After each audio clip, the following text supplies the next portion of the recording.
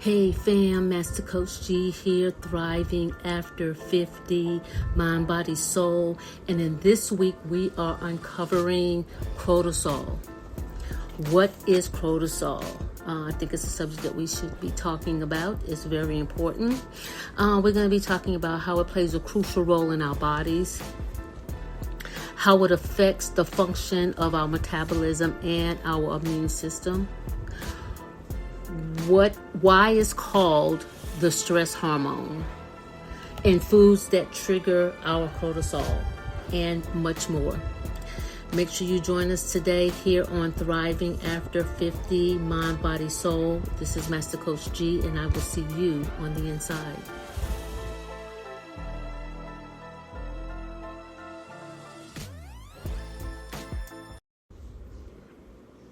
Hey fam, Master Coach G here, thriving after 50, mind, body, soul. And in this week's episode, we are uncovering cortisol. What is cortisol? Well, it is a steroid hormone that is produced by our adrenal glands. And those glands are actually located at the top of each kidney. There's one on each side. We have two kidneys, so we have two of those glands. But see, here's the thing. It plays a crucial role in various bodily functions, which includes the regulation of our metabolism. And I just want to stop right there for a second, because the thing we need to understand about our metabolism, and I am definitely going to do a podcast on metabolism. If you are trying to lose weight and you definitely want to stay healthy, your metabolism is what burns the fat. If you have a high metabolism, you can burn fat even while you're sleeping. So that is definitely one of the things that cortisol affects. It definitely regulates our metabolism, and it also regulates our immune response. Okay, which is another very important subject. I think I did a podcast on the immune system. If not, then I'll go back and look and see. If not, then I will definitely do something on that, because our immune response is really important. It is what fights for us when we don't even know it's fighting. When we have any type of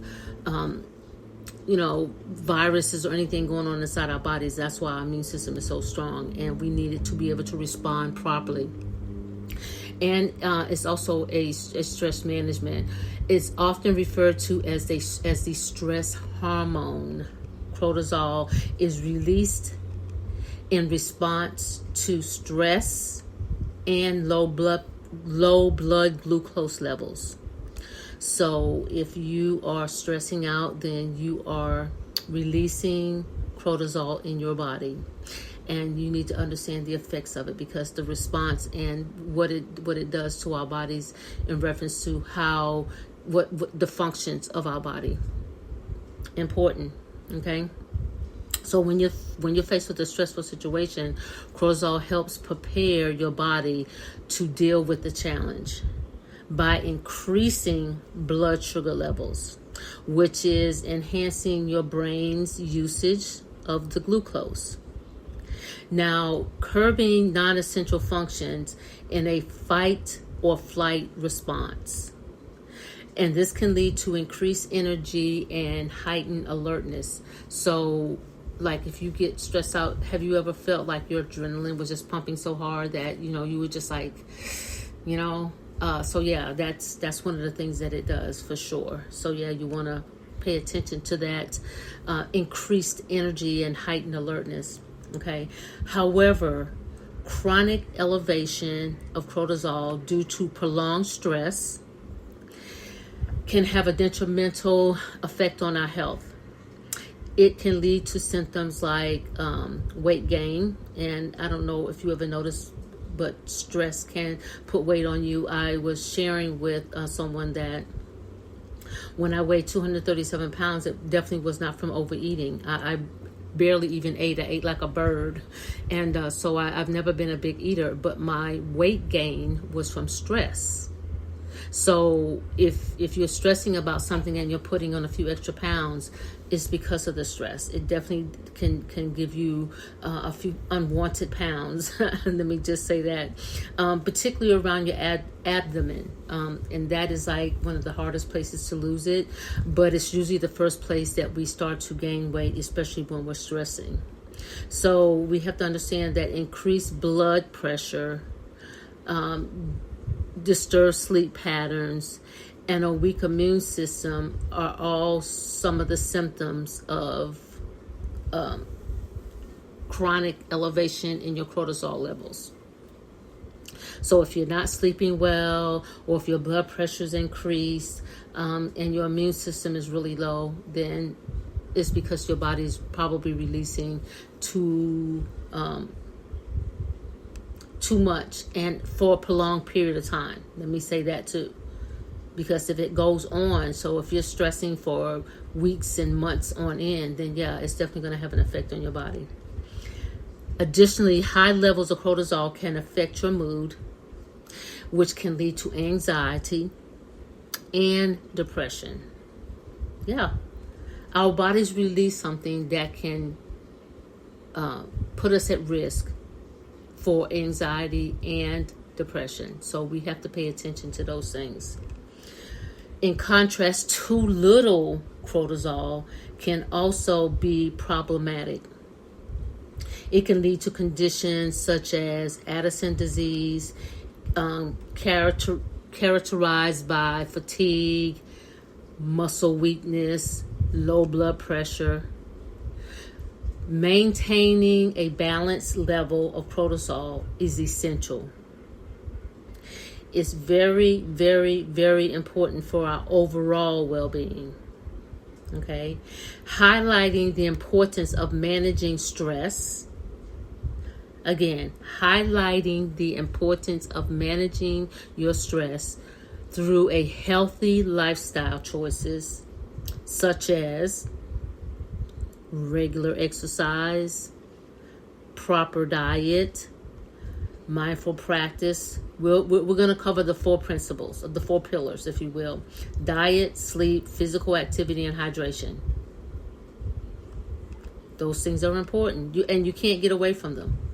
You know, I started off my podcast over a year ago talking about these 4 things, and I still believe that they are the key to your well-being: diet, sleep, physical activity, and hydration.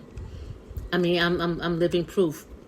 I posted something this morning on Facebook that my blood pressure was, I went to the doctor. I had a problem with my foot. I went to the doctor. My blood pressure was 117/74. No medication. I'm not on any medication. 67, no medication at all. And my blood pressure is perfect. My blood pressure is probably better than half of the 40-year-olds in this country. Okay, so clearly what I'm doing is working, and I know that these 4 things has been a tremendous help to my wellness: diet, sleep, physical activity, and hydration. Those are the 4 things. Now, here's something else I want to talk about real quick. I want to talk about foods that trigger your cortisol. Certain foods and dietary plans can influence your cortisol levels in the body, and then there's some that will put you at risk to release more cortisol. Okay, so here are some foods and the factors that may trigger and increase your cortisol. Let's start there. Sugary foods. Yes, you know, I love sweet tea. I don't drink it very often, but I do love sweet tea. And I know it's not a food, it's a drink, but still it has a lot of sugar in it. High sugar intake can lead to spikes in blood glucose, which may trigger your cortisol releases as the body works to manage the blood sugar levels. See, here's the thing. We don't understand that when we do one thing, like when we drink a glass of sweet tea, we don't understand that our body actually goes into fight or flight mode. For us, okay, it's doing it on our behalf, because now I'm drinking something that's very sugary, and now my body has to work to be able to manage my blood sugar levels. So that's why we have to be really careful on what we're doing, because we have to understand that our body has to fight. So what if it doesn't have the ability or the capacity to fight for you? That's why you should be well. Being well and healthy is the key to for your body to be able to fight for you when it needs to. Caffeine is another thing. Consuming caffeine periodically in a large amount can stimulate the adrenal glands to produce more cortisol, especially if consumed during a stressful situation. So now you're throwing gasoline on the fire. You're already stressed out. And you're going to go and have a Red Bull? Seriously? Or 10 cups of coffee? Really? Or those energy drinks? You're only adding fuel to the fire. That's all you're doing. So be careful with the caffeine, especially if you're stressing. Stay away from it. Processed foods is something else that we have to look at, because that is they're high in refined carbohydrates and unhealthy fats that can lead to inflammation and stress on the body. Now, I think a couple weeks ago, I believe it was, I did a podcast about inflammation. So you see how food can create inflammation in our bodies, and then we wonder why, our knee is swollen, or our ankle is swollen, or our hands are swollen. That inflammation is lying in our bodies because we have eaten too much processed food. You can always tell when you've eaten too much processed food, because you will have an inflammation and it's going to show up. Okay. So just pay attention to that. Okay. So, because it definitely can increase and elevate your cortisol levels. Alcohol is another thing. Excessive alcohol consumption can disrupt the hormone balance and lead to increased cortisol production in your body. Moderation. Everything in moderation. Foods high in sodium. Oh my goodness. I personally use the pink Himalayan salt. It tastes good. It has good flavor, and that's pretty much the only seasoning that I put in my food. I know people like seasoning. I'm not I don't really have to have it. Salt and pepper works fine for me. I know people like flavor, but I also like not consuming all that high sodium. So I use the pink Himalayan salt, because diet high in salt can lead to increased blood pressure, number one, and may trigger your cortisol levels. And that can release as the body tries to regulate salt levels. See, we already have salt in our bodies. But when we, gotta have that extra, and sometimes you do crave salt. I get it.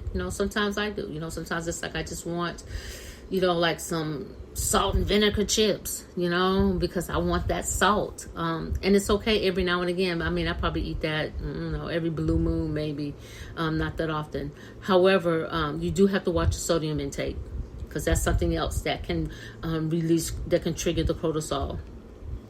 Diets that's low in calories. Not consuming enough calories can add stress to the body, leading to increased cortisol production. As a response, precede starvation.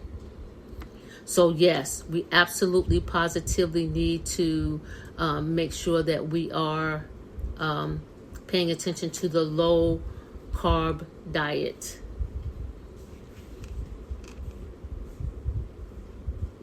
Trans fat. Foods high in trans fat, often found in fried foods, can lead to a release of your cortisol levels. So I would highly recommend that you do baking. Baking is definitely better. Because when you eat a lot of fried foods, that's another thing that can cause inflammation and stress in your body. And what you want to do is try to eliminate the inflammation, period. It creates so many problems, resulting in a higher cortisol levels. To support a balanced cortisol level, it's beneficial to focus on a diet rich in whole food, unprocessed food, including fruits and vegetables, whole grain, lean protein, healthy fats, because there is such a thing as healthy fats, while minimizing processed and high sugar food. Okay? So what you want to do is you want to eat more fruits, vegetables, whole grains, lean protein, and healthy fats. And if you can, please eliminate the processed food and the high sugar. Okay? Moderation with that. Everything in moderation. Okay? Here's how you can control your cortisol levels. Controlling your cortisol levels involves a combination of a lifestyle change, dietary adjustments, and stress management. Okay? All right, so to control it, to control it, you have to have a lifestyle change. Lifestyle change, dietary adjustments, and watch your stress levels. Okay? So here's a few strategies that may be effective for you. Regular exercise. We're definitely going to talk about the 4 pillars. Regular exercise is one. Engaging in regular physical activity helps reduce your cortisol levels. It aims for a mix of aerobics and exercise, strength training, relaxation, but whether it's yoga, tai chi, swimming, just make sure you're getting some form of exercise in. A balanced diet. Focus on a diet, foods that's rich in whole foods. Whole foods. And when I say whole foods, I'm talking about like fruits, vegetables, whole grains, lean proteins, healthy fats. And avoid excess sugar and processed food. And limit your caffeine and alcohol. Okay, here's another one of the pillars. Adequate sleep. Get enough sleep. Quality sleep each night, as if you're sleep deprived, it can definitely elevate your cortisol levels. So aim for 7 to 9 hours of uninterrupted sleep every night, 7 days a week. Okay. Stress management techniques. Incorporate stress reduction practices such as mindful meditation, deep breathing exercises, practice muscle relaxations, and those things help to lower your cortisol levels as well. Here's another one of the pillars. Stay hydrated. Stay hydrated. Now that we're almost in summer, you definitely got to even stay hydrated even more so now. Dehydration can increase your cortisol levels, so make sure to drink enough water throughout the day. You should be drinking half of your body weight in ounces every single day. Half of your body weight in ounces. So if you weigh 100 pounds, for easy math, if you weigh 100 pounds, then you need to be drinking 50 ounces of water every day. So half of your body weight in ounces. Stay hydrated. Again, limit your alcohol and your caffeine. Reduce your intake of alcohol and caffeine. Both can contribute to increased cortisol production when consumed in excess. So pay attention to what you're taking in, especially in reference to caffeine. Caffeine dehydrates you anyway, so pay attention to that. Social support. Maintain strong social connection and engage in supportive relationships. Spending time with friends and family can help reduce stress levels. Time management. Organize your tasks and prioritize your responsibility, because when you don't, you will stress out. Okay, reducing the feeling of being overwhelmed can help you to lower your cortisol levels. So if you can stay organized and prioritize your responsibilities, you can reduce the feeling of being overwhelmed, because feeling overwhelmed can elevate your cortisol levels. But what you want to do is you want to stay organized so you don't have to worry about that. Mindfulness and relaxation. Practices like yoga, meditation, tai chi, swimming, all those things can promote relaxation and help you lower your cortisol levels. So, because you're reducing your stress level too. So yeah, that's really important. Consider supplements. Now, I know a lot of people don't do supplements, but I would say definitely consider supplements. I do my supplements every night. I take my supplements at night. I know most people take them in the mornings. I don't take mine in the morning. I take mine in the evening because my body is resetting itself. So therefore, it can take, for me, this is just my mindset now. I'm not saying this is, everybody has to think like this, but in my mindset, I think that it just, my body receives them better because they have time to work while I'm sleeping. So that's why I take my supplements in the evening. But some supplements such as omega-3, fatty acid, those things can help manage your cortisol levels. But consult with your healthcare provider or your naturopathic practitioner, whichever. Before you start, taking your supplements. I know a lot of people want to check with their doctors before they start taking supplements, and that's fine. I definitely encourage that as well. Incorporating these strategies into your daily routine can help you maintain balanced cortisol levels and promote overall well-being. That's what I have for you today. I hope this episode has added value to your life. If it has, please share it with someone who it may be a benefit to as well. Also, subscribe to my channel so that way every time I drop an episode, you will be notified. But before I get out of here, as usual, I want to give a shout out and a thank you to all my listeners around the world. Here in the United States, Canada, Australia, Russia Federation, China, Mexico, Belgium, Ireland, South Africa, Brazil, Nigeria, United Kingdom, Germany, France, Bangladesh, Ukraine, Kuwait, India, Hong Kong, Dominican Republic, Philippines, Barbados, Saudi Arabia, Spain, Japan, Netherlands, Pakistan, Indonesia, and Portugal. I appreciate each and every one of you. Thank you for joining me here on Thriving After 50, Mind, Body, Soul. This is Master Coach G, and I will see you on the next level.